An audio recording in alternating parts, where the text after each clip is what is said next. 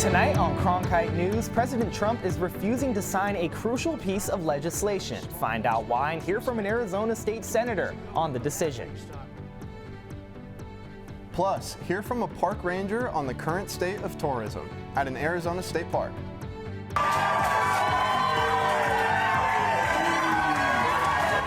And in sports, a star Arizona Wildcat was taken in last night's NBA draft in the first round. Find out where he's going coming up next on Cronkite News. Good evening and welcome into Cronkite News. I'm Jacob Brooks. And I'm Ryan Orsini. Thank you for joining us. A housing bill with bipartisan support was set to receive President Donald Trump's signature today. That's right, Ryan, but this morning, President Trump canceled signing what was being called the most comprehensive housing legislation in decades. And now, Ryan, members of Congress, including Arizona Senator Mark Kelly, are weighing in. Clear to me, he doesn't care.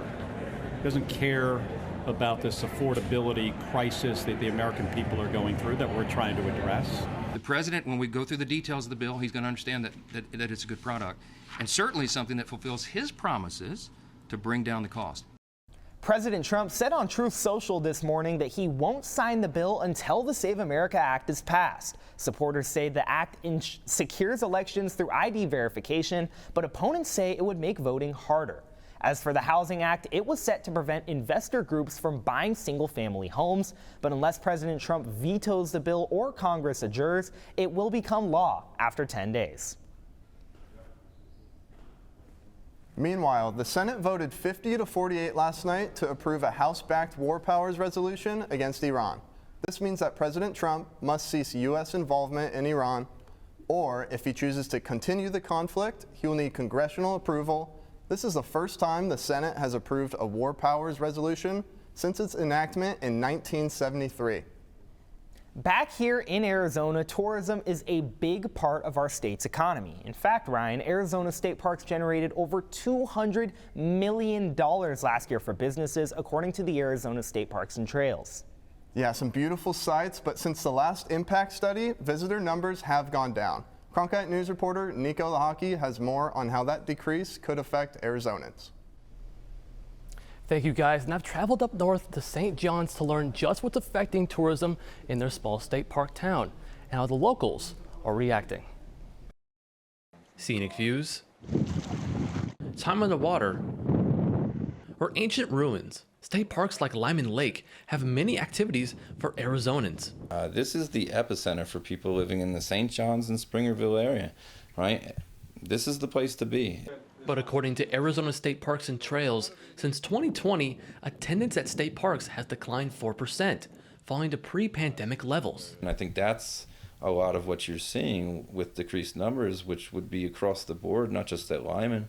Lyman Lake State Park manager Daniel Guglielcello believes a major reason is due to the rise of inflation, which is felt more in small towns like Springerville, which is about 20 miles from the lake. Most folks don't have any expendable income, and if given the choice to feed your family or keep the lights on or go spend $10 to $20 to come to the park, well, I mean, that's a very simple economic decision.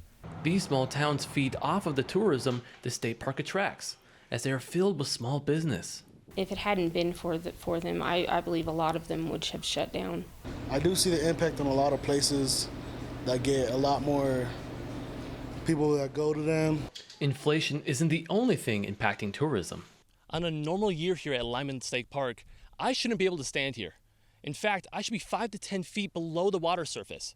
You can see behind me, this dock here is about 20 yards inland because of the lack of snowfall on Mount Baldy and that water feeding into the Little Colorado River and the natural windiness of this area that has caused the lake to significantly decrease. We had a fairly terrible winter, and the monsoons are not here yet. Our resource is drying up as we speak. Though it may not be all about the numbers, Guglielcello hopes to see more come in, as he knows it'll trickle down to the local community. Every single penny invested into Arizona State Parks is a penny well spent. And I'd like to see a lot of pennies show up. To create a better experience and draw more visitors, Guglielcello believes Arizona State Parks and Trails needs to hire more workers. From the newsroom, I'm Nico Lihaki, Cronkite News. Thanks, Nico. Many trails here in the valley are actually shut down today, Ryan, because of all the extreme heat we have going on.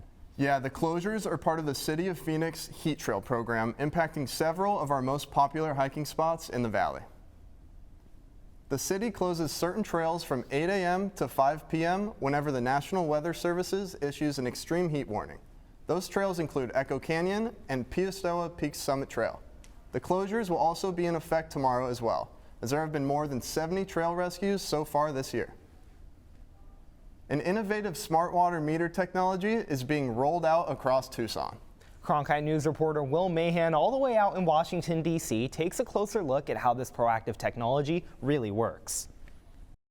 At the American Waterworks Association Conference and Expo, this demo shows how a computer can flag a toilet leak before it wastes thousands of dollars of water. Representatives from Itron, the multi-billion-dollar company behind the technology, say the system can spot unusual activity and use the cellular network to alert the local utility. So we monitor that continuously, and after 2 days of continuous flow, we send a red flag up through the system notifying that there's a problem. This technology is known as advanced metering infrastructure. In Arizona, Tucson Water, the main water utility serving the Tucson area, is replacing traditional meters with AMI. Traditionally, Tucson Water would get one monthly read of total consumption over that past 30 days of the month. As we move to 15-minute interval data, you now have the insight that's happening real time throughout the month. The citywide rollout is part of a 3-year effort to put smart meters in over 250,000 homes, businesses, and government facilities. A leak can waste thousands of gallons every month, so we want to provide near real-time information to ourselves and to our customers to prevent large bills from going out. One of the main goals is to identify leaky toilets or water pipes quickly. Itron says its system can flag irregular water flow within minutes.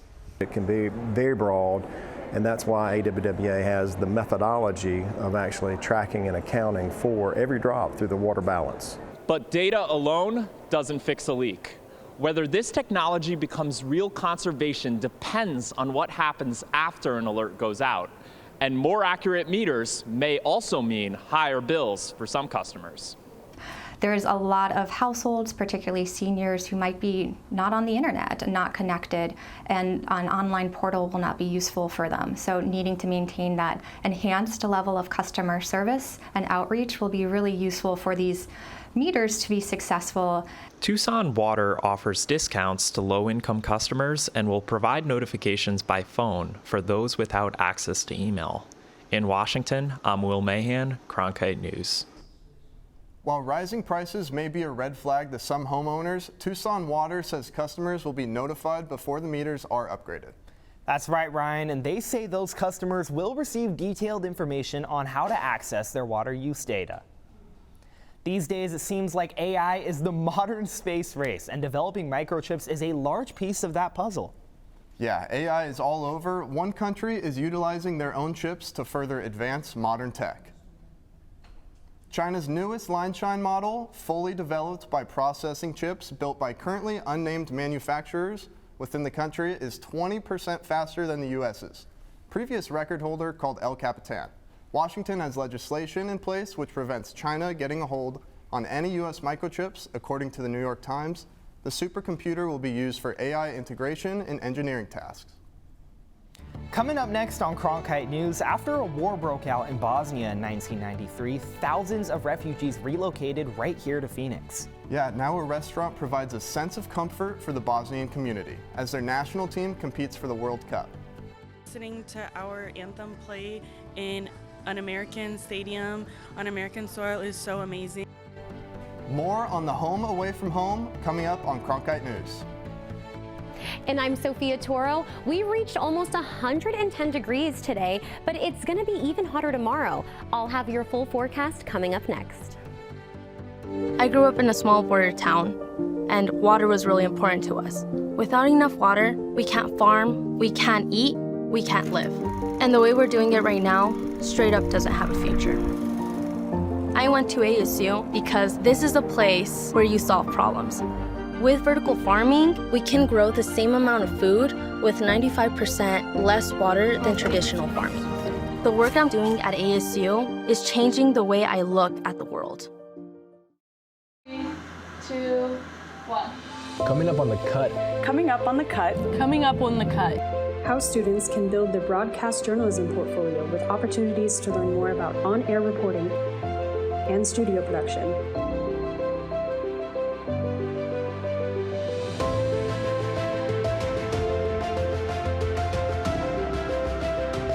Be sure to follow us on Instagram at @thecut_network and on X @CutASU. The scientists and engineers that support the next mission to Mars could be in this class. Getting a degree at ASU is a journey that can take you anywhere. Into a world of groundbreaking technology and renowned award-winning faculty. Professors who help you to impact the world. Whether you're on campus or at home, becoming your best starts with learning from the best.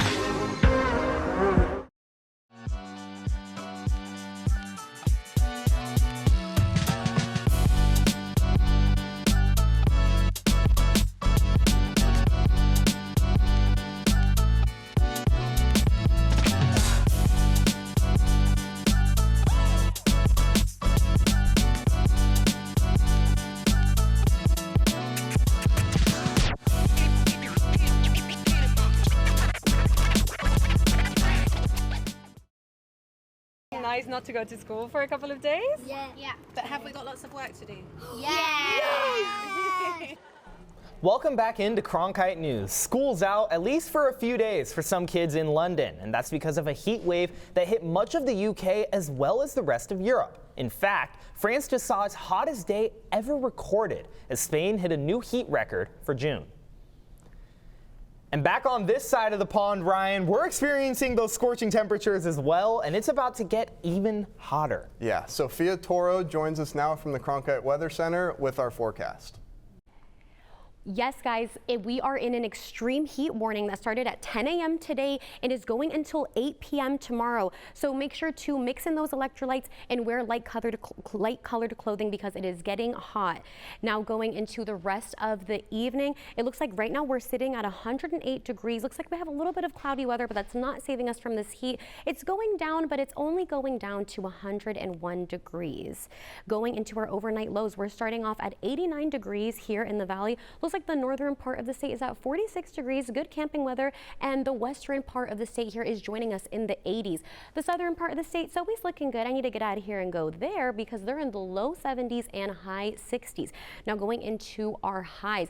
Now if you have a friend that has a pool, now's the time to call them because we are sitting at 114 degrees here in the valley. Looks like the western part is joining us once again, and Grand Canyon's looking okay at 83 degrees. The southern part here is at the high 90s, and the western part or the eastern part of the state is in the 80s and 90s. Now going into the rest of the week. Now it looks like we have a little bit of cloudy weather tonight, but if you think, or tomorrow, if you think that cloudy weather is going to save you from the heat, think again because tomorrow is going to be the hottest it's going to be through the week. Looking at these numbers, we're still in the triple digits. Looks like how it's going to go down all the way till 102, but not too much as it's going to stay nice and toasty for the week. And that's all I have for you guys today from the Cronkite Weather Center. I'm Sophia Toro. Bosnia's World Cup participation is sparking interest within the United States, especially here in Phoenix. Jake Jovine spoke to some members of the community on how the team's presence in America is uniting them. About 10 miles from downtown Phoenix sits a little piece of the Balkans. Walking into Old Town Sarajevo is like walking into a small exclave of Bosnia and Herzegovina, and it's been like that since 2000. It makes it a perfect place to watch Bosnia compete in this year's World Cup. Being older and listening to our anthem play in an American stadium on American soil is so amazing. In 1992, war broke out in Bosnia, which lasted over 3 years, killing thousands and displaced millions from the region. According to the Arizona Department of Economic Security, nearly 7,000 Bosnian refugees came to Phoenix between 1993 and 2004 in the aftermath of the conflict. Now, 30 years later, Bosnians in the valley get a chance to see their national team on the biggest stage, in the country they now call home.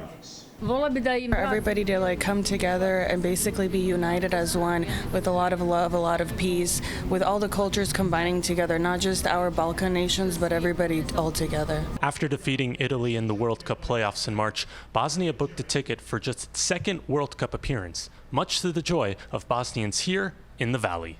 I felt like my knees, like I didn't feel my knees anymore. Like I just felt like me sink to the ground. Like it was an amazing experience. It was just like, wow, this is really happening. Bosnia and Croatia are the only two former Yugoslav nations to be represented in this year's tournament. With Phoenix's large communities, it's a chance to bring everyone together to watch the world's game.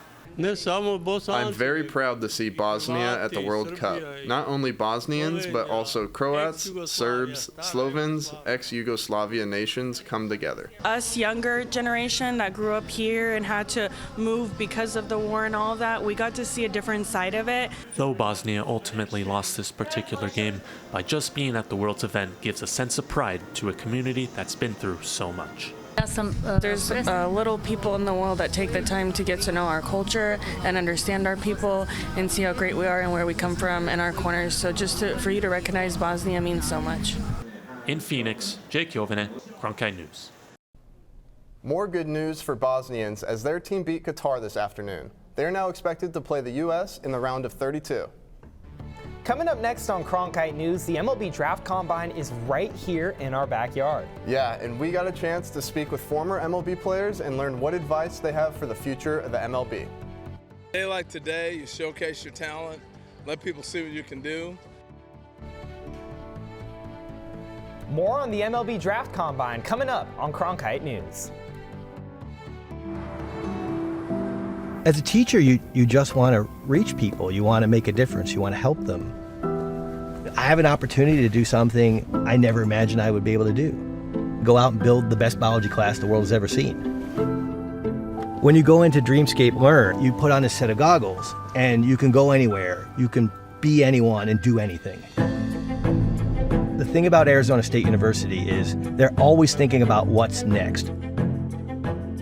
We can create virtual reality experiences so that you can learn by exploring in a virtual world the way that scientists explore in the real world.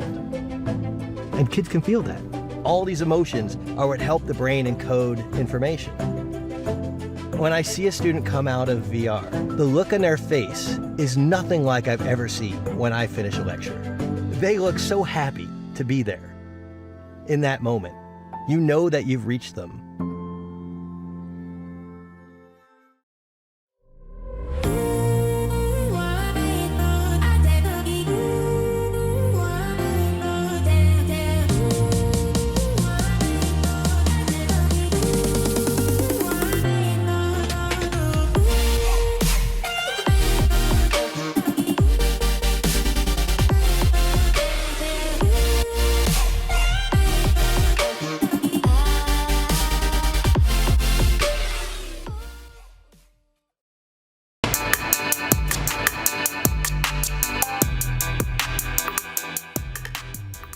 Welcome to the Cronkite Sports Report. I'm Harry Kasef. AJ DeBonsa from BYU went first overall to the Washington Wizards. He was one of 8 freshmen selected in the first 9 picks, tying the all-time record.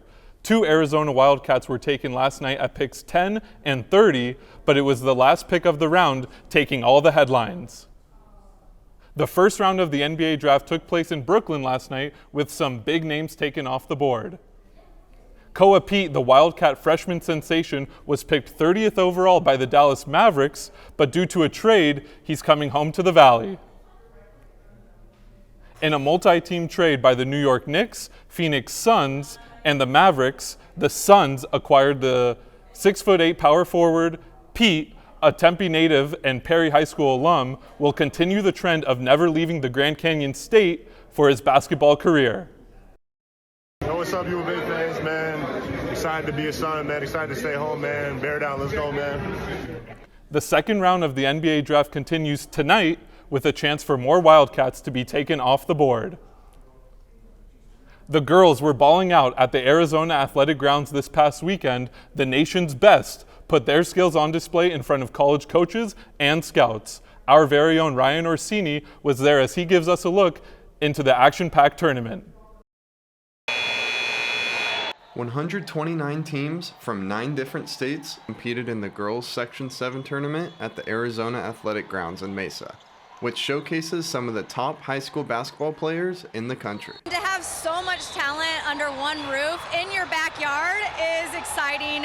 There's a lot of great teams here, some really good players. So the buzz is real, and to have it in your backyard is even better. College coaches from around the country were on hand to check out the top talent, including Millennium High. Our local high school teams have really been able to put themselves on the map. I think what's really important is how you sustain success. And they're one of those schools that are doing that. It's tough, and they figured out that recipe. For Millennium, the recipe has included 6 state titles in the last 8 years, including back-to-back Open Championships, and now the Tigers are looking for a three-peat. Back to back to back, of course. Yeah, just win another one. We have all the talent, and we have the coaching staff, and we have everything that we need. We have all the resources. Millennium looks to build off of their back-to-back Open Championships, and this offseason they got even better with 3 new transfers. Headlining that group is sophomore Colby Brooks. They have it going here. They know what a winning mentality is, and I'm here to just help with that. These girls, they know how to win. We have so much talent. We're going to be really good this season. Millennium now has 6 players who hold Division I offers, including Kinsey Murray, who transferred in from the 6A champs Valley Vista. There's no doubt Danny Solomon's Tigers will be tough to tame moving forward. Honestly, the bigger goal in that is to try to put Arizona on a national level, national map, and they're all going to have to sacrifice to do it, but I'm excited to see what it looks like. If everyone's willing to sacrifice a little bit of me for the we have a chance to do something really special for Arizona. In Mesa, Ryan Orsini for Cronkite News. Millennium is looking to be the first school to win the AIA championship 3 years in a row, and they have a good chance at doing so. Now moving from the hardwood to the diamond, just down the street at Chase Field, our reporter Tanner Buck got the opportunity to talk with former stars out at the MLB Draft Combine. Former MLB All-Star Kenny Lofton is getting a glimpse of baseball's future. He and other past legends of the sport looked on as young players took part in the MLB Combine at Chase Field. The prospects are preparing for the upcoming 2026 draft and learning from people like Lofton. I can tell kids, don't try to be something you're not. And when you do that, when you go out of your element, you play out of your element, and you don't want to do that. With scouts watching every move, players can feel the nerves. But 2-time World Series champ Mike Lowell says it's all about getting used to the spotlight. So I think it's, normal human nature to be a little nervous. You want to showcase your skills, but, try to lower that heart rate a little bit and just let your talent, your skill set take over, and they'll be all right. Continue to develop. A day like today, you showcase your talent, let people see what you can do. So you just let it fly and not worry about mistakes and let them see your talent and have fun. 2-time All-Star Harold Reynolds says he can relate to these players as they were all in the same shoes before excelling at the professional level. Anybody who played at a higher level knows it all started at something like this. I think the thing with an older player like myself, you're envious. You're like, man, I wish I could have had something like this. So it's really cool. I'm excited for the kids to have the opportunity to get in front of all these people like you and all the scouts that are here at a combine. At the 2026 MLB Combine for the draft, the players of the past shape the players of the future. Out in Phoenix, Tanner Buck, Cronkite News. Thank you, Tanner. Glad to see the future of the league is in good hands. That's it for tonight's Cronkite Sports Report. I'm Harry Kasef. Thank you for joining us. Now back to Jacob and Ryan. Thanks, Harry. Coming up next on Cronkite News, everyone has that one friend who they all think are just a little bit too loud. What if that friend really was the actual loudest, though? The full story at full volume coming up next on Cronkite News. As a teacher, you just want to reach people. You want to make a difference. You want to help them. I have an opportunity to do something I never imagined I would be able to do. Go out and build the best biology class the world has ever seen. When you go into Dreamscape Learn, you put on a set of goggles and you can go anywhere. You can be anyone and do anything. The thing about Arizona State University is they're always thinking about what's next. We can create virtual reality experiences so that you can learn by exploring in a virtual world the way that scientists explore in the real world. And kids can feel that. All these emotions are what help the brain encode information. When I see a student come out of VR, the look on their face is nothing like I've ever seen when I finish a lecture. They look so happy to be there. In that moment, you know that you've reached them.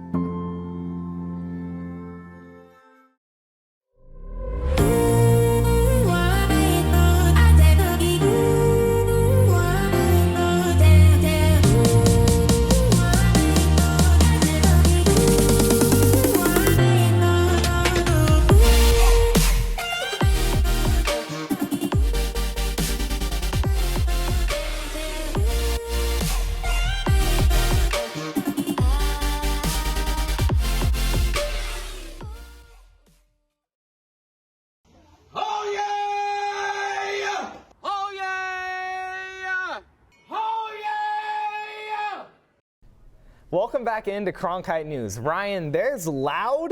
And then there's world record loud. Joseph McGrail Badeup, a man from Australia, has set a world record for the loudest yell.